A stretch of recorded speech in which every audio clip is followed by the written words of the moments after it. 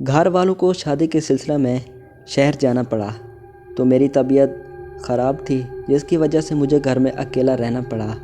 گھر میں مجھے رات کو نیند نہیں آ رہی تھی، رات کافی ہو چکی تھی۔ ہلکی سی بارش اور ڈارک نائٹ میں مجھے ایک عجیب سا خوف طاری ہونے لگا تھا۔ اکیلا تھا اور میری عمر بھی اتنی زیادہ نہیں تھی، اور آدھی رات میں مجھے ایسا محسوس ہو رہا تھا جیسے چھت پر کوئی ہے، کیونکہ میں جس گاؤں سے تعلق رکھتا ہوں تو ہمارے گھر والے بھی پرانے زمانوں کی طرح کچے مکان بناتے تھے۔ کچی چھت تھی تو جب چھت پہ کوئی چلتا تھا تو آواز محسوس ہوتی تھی۔ ایسا ہی مجھے یہ آواز محسوس ہو رہی تھی۔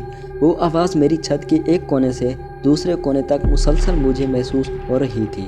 وہ آواز سنتا ہوں اور کپا جاتا ہوں کہ میری چھت پہ جانے کا اور کوئی راستہ نہیں ہے سوائے اس کے کہ مجھے ایک بانس کی سیڑھی جو دیہاتوں میں اکثر استعمال کی جاتی ہے، اس کے ذریعے چڑھنے کے سوا کوئی اور راستہ نہیں تھا۔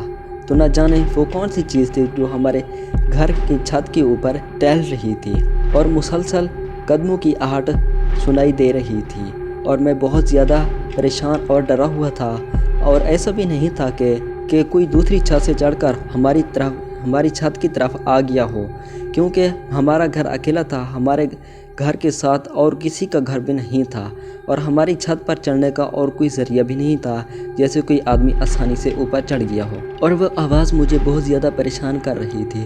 وہ آواز تھوڑی دیر رکتی، میں سکون کا سانس لیتا ہوں، اور آواز پھر آتی۔ بس آواز سے بہت زیادہ پریشان ہو جاتا ہوں۔ میری دل کی دھڑکن بہت زیادہ تیز ہو جاتی ہے۔ میں بہت خوف میں مبتلا ہو جاتا ہوں۔ مجھے اب اس آواز کا کچھ کرنا ہے، کیونکہ یہ آواز بند ہوگی تو مجھے نیند آئے گی۔ میں اس آواز کو ختم کرنے کے لیے چھت پر جانے کا سوچتا ہوں، کیونکہ میں چھت پر جانے کا کوئی ذریعہ نہیں تھا۔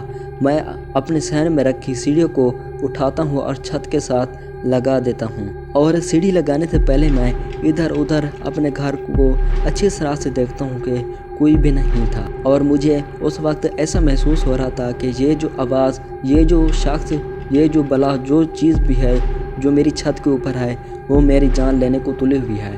میں پھر سیڑھی اٹھاتا ہوں۔ سیڑھی اٹھانے کے بعد پھر میں ڈر جاتا ہوں۔ پھر کمرے کے اندر چلا جاتا ہوں اور کمرے میں سونے کی کوشش کرتا ہوں۔ جیسے ہی بستر پر سوتا ہوں تو وہ آواز پھر آنا شروع ہو جاتی ہے، اور میں بہت زیادہ پریشان ہو جاتا ہوں۔ اور پھر میں ہمت کر کے اور سیڑھی کو لگاتا ہوں، اور 1 سٹیپ 2 سٹیپ کر کے ایسا چلتا ہوں۔ جیسے ہی میں چھت کے اوپر چڑھتا ہوں تو دیکھتا ہوں کہ کوئی چیز ہے جو میری طرف دیکھنے کی بجائے کسی اور طرف دیکھ رہی تھی، اور میں اس کو دیکھتا ہوں تو میں اور زیادہ پریشان ہو جاتا ہوں، اور میں بالکل ایسی کوشش کرتا ہوں کہ میری آواز اس کو نہ جائے۔ اور میں اس کو دیکھتا ہوں تو اس کی کوئی انسانوں والی شکل نہیں تھی، بالکل عجیب مخلوق لگ رہی تھی۔ میں نے زندگی میں کبھی بھی ایسی چیزیں نہیں دیکھی تھی۔ وہ بالکل عجیب، بالکل مختلف، بالکل ہی ڈراؤنی شکل کی لگ رہی تھی۔ نہ وہ انسان لگ رہا تھا، نہ ہی وہ کوئی جانور کی شکل کا، جیسے کہ بھیڑ بکریاں وغیرہ، ایسی کوئی شکل نہیں تھی اس چیز کی۔ میں بہت زیادہ پریشان ہو چکا تھا۔ پھر میں جلدی سے نیچے آ جاتا ہوں اور اندر جا کر سونے کی کوشش کرتا ہوں، لیکن پھر وہی آواز آنا شروع ہو جاتی ہے، اور اوپر کے چھت کے اوپر سے وہ چلنا شروع ہو جاتا ہے، اور میں بہت زیادہ پریشان ہو جاتا ہوں۔ اب میں ہمت کر کے آیت کرسی پڑھ کے جو بھی میرے ذہن میں آتا ہے میں وہ پڑھتا ہوں، اور پھر میں یہی سوچتا ہوں کہ میں جیسے تیسے کر کے اس چیز کو بھگانا ہے۔ میں نے اگر اس چیز کو نہ بھگایا تو وہ مجھے جان سے مار ڈالے گی، اور میرے ذہن میں یہ پلان آتا ہے کہ میں ایک پلان کے مطابق ہی بھگا سکتا ہوں۔ میں اوپر جاتا ہوں، اس کو شور سے بھگاتا ہوں۔ میں جیسے ہی اوپر جاؤں گا بہت زیادہ شور کروں گا تاکہ وہ میرے ڈر سے بھاگ جائے، اور میں ایسے ہی کرتا ہوں، اور چھت کے اوپر چڑھنے کی کوشش کرتا ہوں۔ 1 سٹیپ 2 سٹیپ لے کے سیڑھیوں کے اوپر بالکل چھت کے اوپر پہنچ جاتا ہوں تو میں بہت زیادہ آواز پیدا کرنے لگ جاتا ہوں۔ میری آواز میں جتنا دم تھا میں چیخو پکار شروع کر دیتا ہوں۔ وہ چیز جیسے ہی میری آواز کو سنتی ہے وہ فوراً جمپ لگاتی ہے، اور میں جلدی سے چھت کے اوپر جاتا ہوں اور اس کو دیکھتا ہوں کہ نیچے وہ مر گیا یا زندہ ہے۔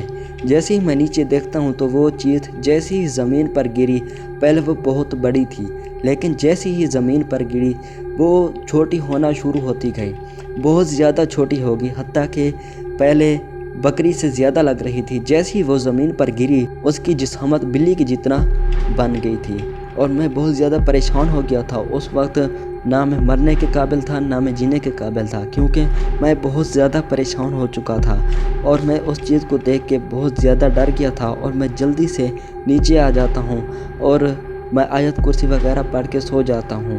صبح جب گھر والے شادی سے واپس آتے ہیں میں ان کو سارا معجزہ دکھاتا ہوں تو وہ بھی اللہ کا شکر ادا کرتے ہیں کہ اللہ نے ہمارے بیٹے کی زندگی بخشی ہے۔ میری آپ سب لوگوں سے گزارش ہے کہ کبھی بھی گھر پہ اکیلا مت سونا، کیونکہ ایسی بہت سی خلائی مخلوق ہوتی ہیں جو انسان کو ڈرانے کی کوشش کرتی ہیں۔